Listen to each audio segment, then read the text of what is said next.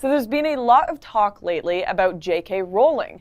If you don't know, she got into a Twitter argument with Piers Morgan, who hasn't really been supporting Trump, but rather just defending him against ridiculous claims of Nazism and white supremacy, and obviously debunking the Muslim ban idea. Piers appeared on Bill Maher the other day, and well, this is what happened. Calm down, Bill. There is no Muslim ban. If there was, fuck off. Sorry, why don't we... Fuck off. Okay. There's a fucking Muslim ban. Okay. He said there was a Muslim This is the point. There's a Muslim This isn't ban. talk about the hysteria. I'm talking about 85% of the world's Muslims are allowed into the country. This is what you do, Piers. You say, he hasn't done this, he hasn't done that, he's not going to do all these things. Give him a fucking chance, mate. And you know what I mean? And why not? Hitler didn't kill the Jews on the first day. He worked up to it. Mate.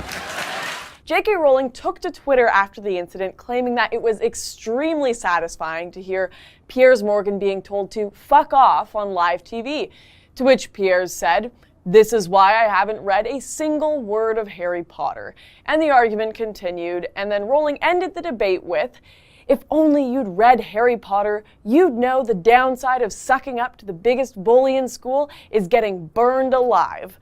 The tweet got massive attention with hundreds of thousands of favorites and retweets. Leftists in general seem to adore Harry Potter and their social justice hero, J.K. Rowling. But there is one important fact that J.K. and her fans seem to be omitting when using Harry Potter as an argument, and that is that Harry Potter is fiction. It is not real. It is fantasy. It is not a political science textbook. J.K. is not a philosopher. Harry Potter is not an international relations how-to guide. In no situation should Harry Potter be the device that people interpret the world by. Rowling seems to fall onto the end of the political debate where we open up our borders and the world lives happily ever after in a multicultural, peaceful dream. War will be over, there will be no conflict or terrorism. We'll save everyone in the Middle East by dropping our defenses and letting everyone in. Now, she can go ahead and write that fantasy narrative in her head all she wants, but the real world is a lot different than Harry Potter, Miss Rowling. For example, in Harry Potter, Padma Patil was a happy little witch attending Hogwarts.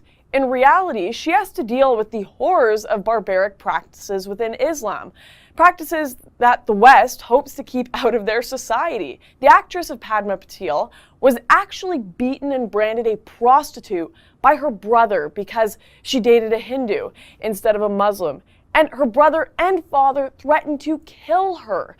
She had to flee her home. I know the left like to ignore that this world exists, and they like to stick to the realm where they're all happy wizards and all Trump supporters are Death Eaters, but this is just not the case in the real world. But fine, if you really want to play the game of using your books to apply them to real-world politics, let's do that, JK.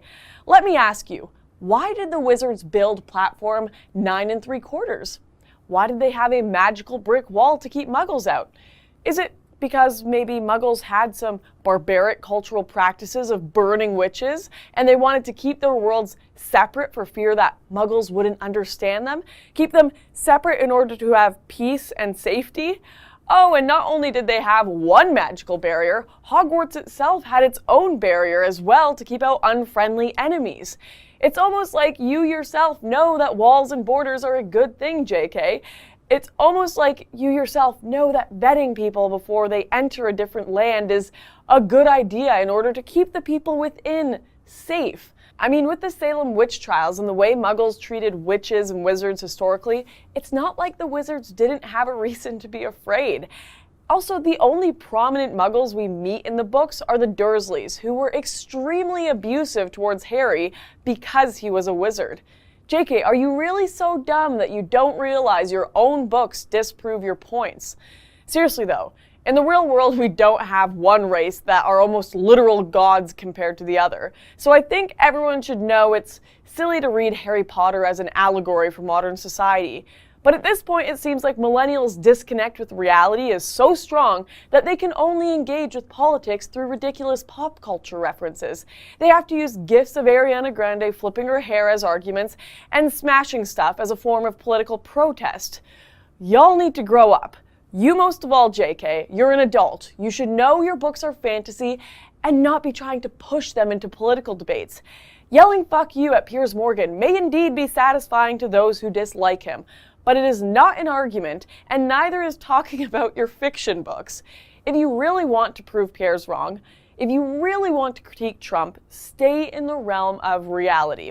But I really doubt you and your hysterical celebrity friends will do that, because leaving your fantasy safe space would require admitting Piers Morgan was right, and your narrative always comes before truth. If you enjoyed that video, then be sure to hit like and subscribe.